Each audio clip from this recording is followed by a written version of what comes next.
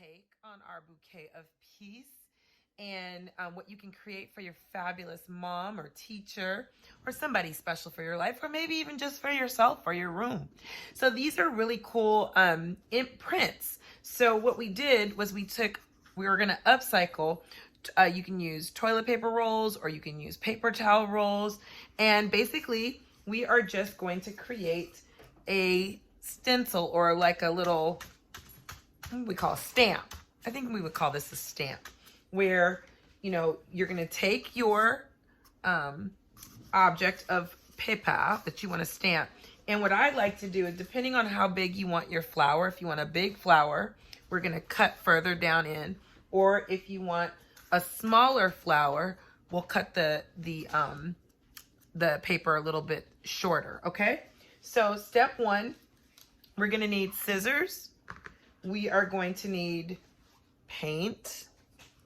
We're going to need a toilet paper roll and a pencil or marker to basically just give us a guide, a measurement of where we want it to cut up to. So I'm going to come here. I'm going to go all the way around so I kind of know where to stop my scissors. Okay? Got it, got it, got it. Here we go. Here we go. All right. Gonna take my scissors and now I'm just gonna kind of estimate how big I want my petals.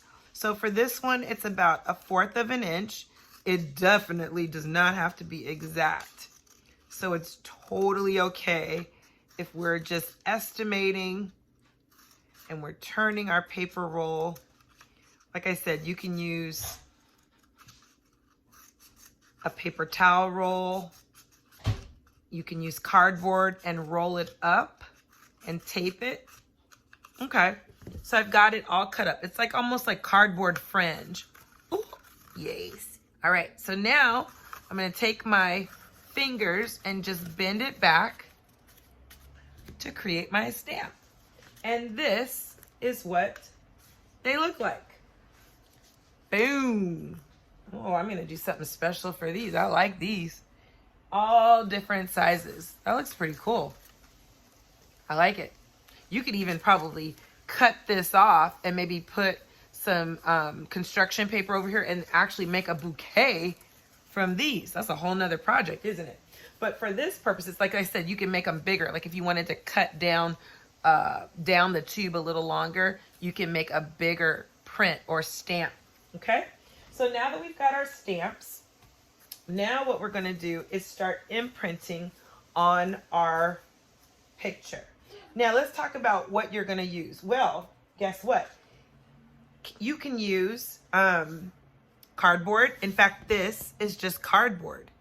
Hey, Bran, you could also use canvas or paper.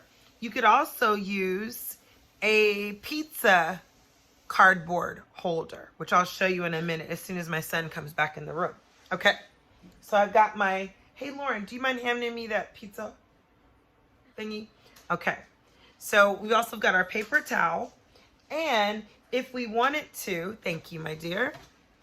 Okay, so we could use a pizza stone, pizza little on that too. That would be really cool, kind of different too, right?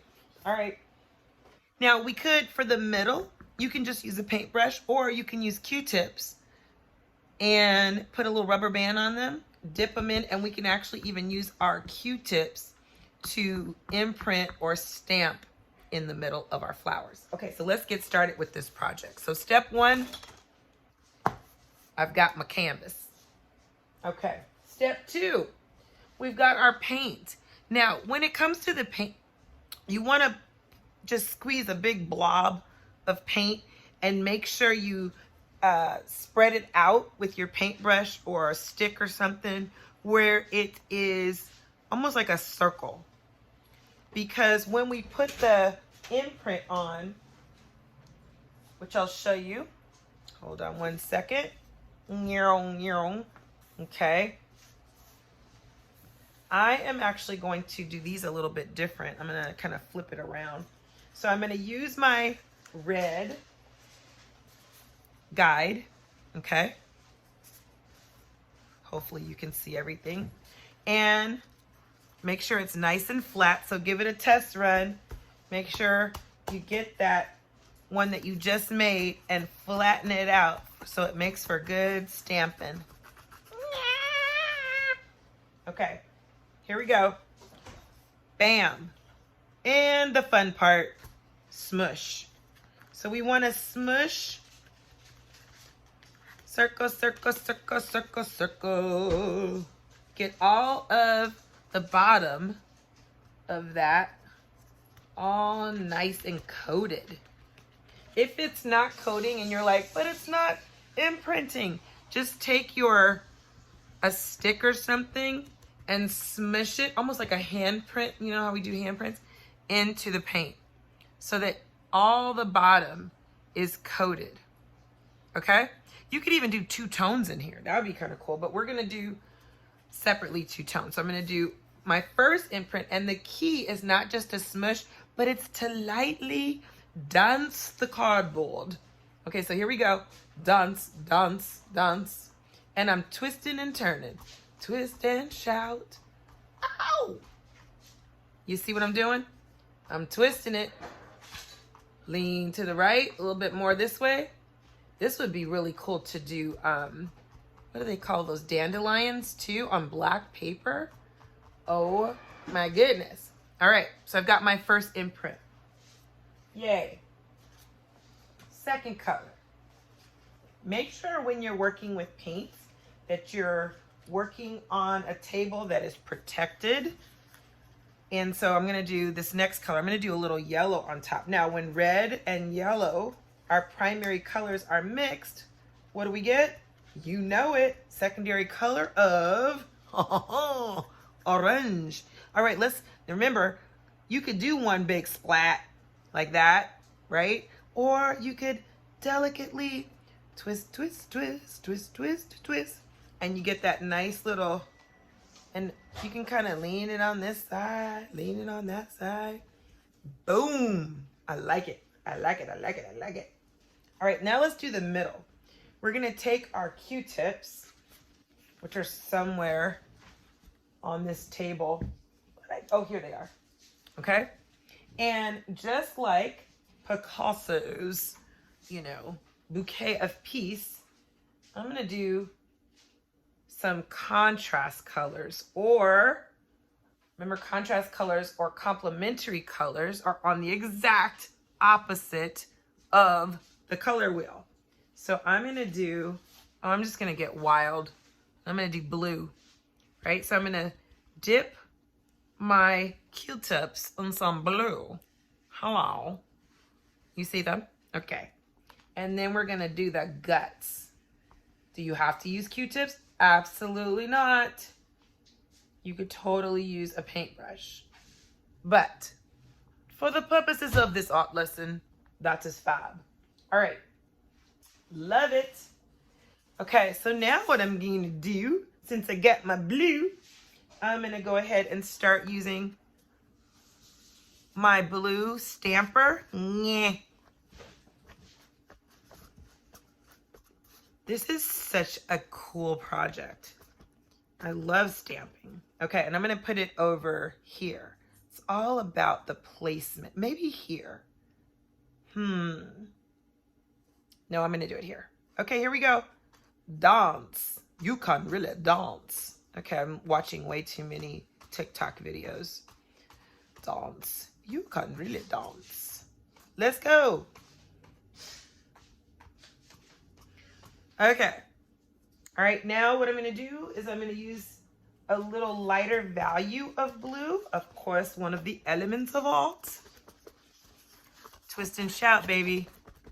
Here we go. Now, if the paint is not moving, water it down. Water it down. All right. Oh, delicate little flower. I love it. Look at that texture. Oh, yeah. Uh-huh. That's cool. Now, okay, let's go on the other side of the wheel with our contrast colors, complementary colors. Here we go.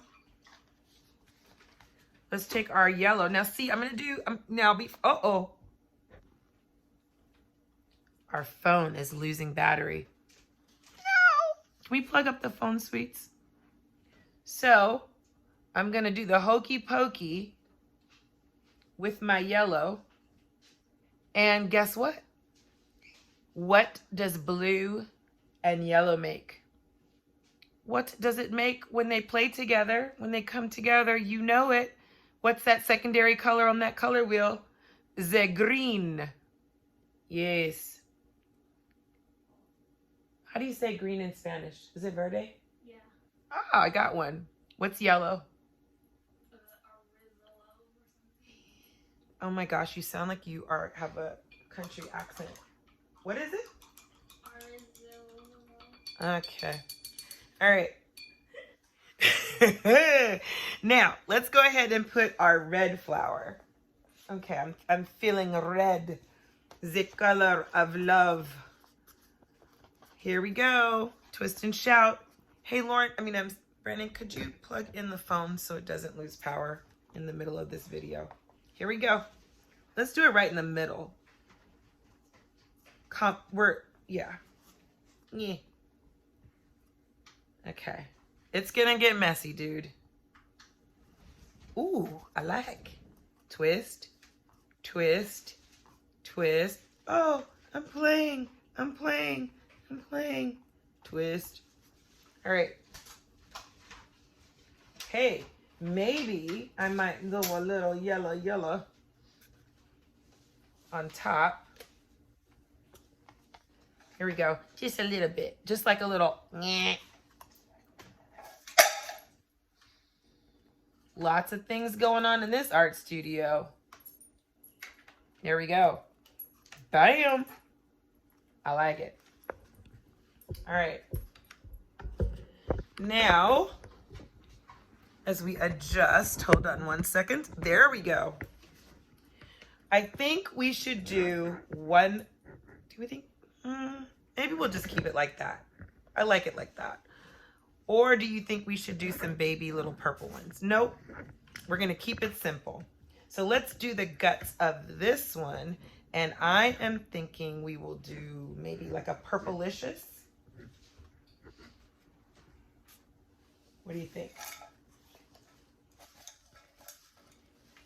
Yep. So I'm going to use my Q-tips. And oh, we can go fast when we've got Q-tips. It's almost like speed dotting. Remember when we studied pointillism? Oh, that was cool. All right, I like it. We've lost light. Here we go.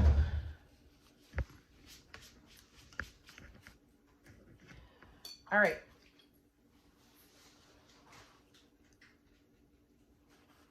All right, let's put our light back on. Because I don't think you guys can see very well. Let's see. Maybe you can. Maybe it'll be fine. All right, I'm going to take my green.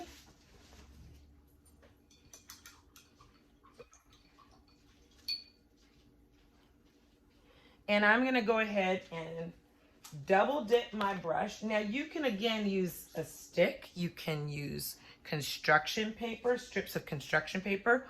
I'm just going to use yellow, and I'm going to roll my yellow, and then I'm going to dip it into green on the tips, just like that. You see? Just like that. And then we're going to come on down and create a bouquet. And you see what that did? You see how you see the little yellow and the little green? It adds a nice value. Here we go. So I've got my bouquet, and you could add a ribbon to that. But now let's go ahead and add our leaves. We're gonna do the swoop diddy whoop diddy. So I have my brush, and I'm gonna put my little pinky down for leverage, and I'm gonna go swervy line up, flicking out, and then swervy line back. Right? And then you can come in and fill in your leaf. Yay. Oh, we got our light back. I'm so excited. Again, or guess what? We could just take our brush like this and look. Just press and press and make little bitty baby flowers, right? And imprint just with our brush. That would be kind of cool too, right? But we gotta make it a little bit more balanced. So let me see here.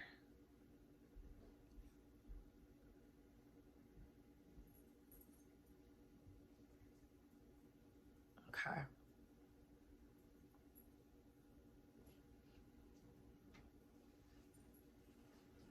And there you have it. We have our stamped toilet paper roll flowers. Yay! Bouquet of peace. Gonna make the stems a little bit more. I like it. And then, like everything, you want to put your signature. I just usually put my initials.